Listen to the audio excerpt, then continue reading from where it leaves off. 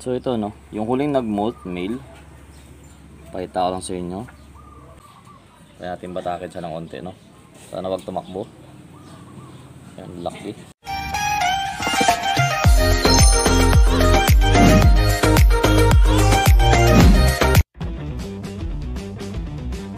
Yo, gagambino pa din. So update ko lang muna kayo sa gagambang Japan natin. Kasi may nag-molt na naman na gagambang Japan natin dito. Sandali lang, labas natin no. Saka update ko kayo doon sa female natin. Yan. Ito lang muna papakita natin no kasi ayan, tingnan, labas mo natin. Ito yung female, labas ko muna.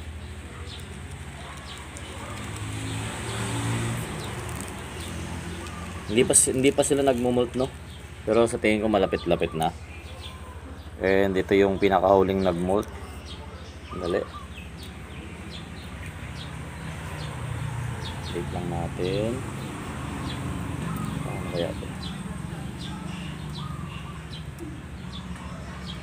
Mahirap pa.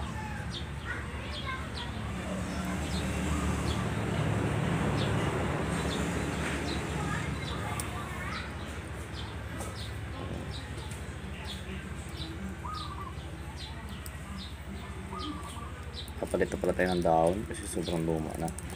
Ito yung nag-molt, siguro isang araw na.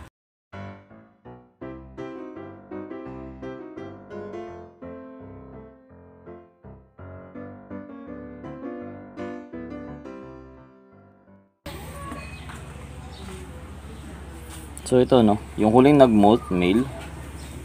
Pakita ko lang sa inyo. So malaki talaga yung male no. Yan o.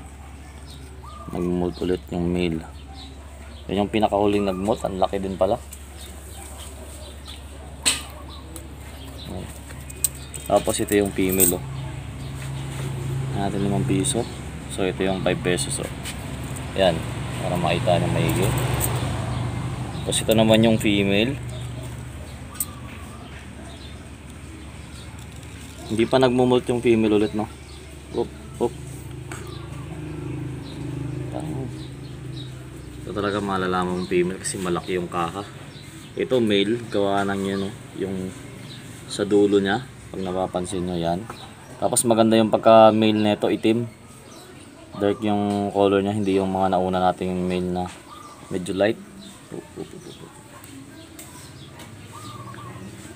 Hindi ko alam ito kung mag-molt to monster size na agad o isa pa. Kasi medyo maliit pa to no? So doon natin malalaman siguro within 2 to 3 weeks. Try kong i-power feed to. Matakaw naman siya pero hindi siya yung lumalaki talaga ng sobra no? Pero matakaw siya. Yan so. Yan. Padayang mo yung likod niya. Tapos ano bang gagawin? Yun lang, update ko kayo nito. Tapos maglalaban tayo, mabilis lang no. Maglalaban tayo ng gagamba. Tabi na natin ito siguro. Ito natin kung matutulog ka nga dyan. Ayaw talaga. Dito ka sa pwesto mo. Ang dahon yan. Tulog sa tao. Ayaw. Ayan, patulugin muna natin. Damo iniihipan ko, damo rin nagwawala ah. Tulog. Yun, natulog na siya sa pwesto niya. Kasi ito yung bahay niya. Yan. Yung may sabi mo yan.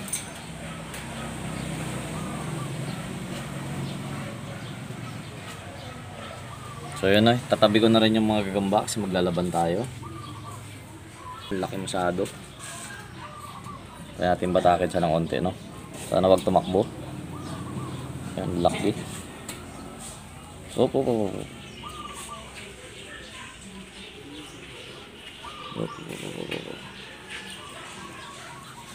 Lagay na natin siya ulit dito. Balik na dyan sa tulugan niya. Madali silang papustuin talaga doon. Balik.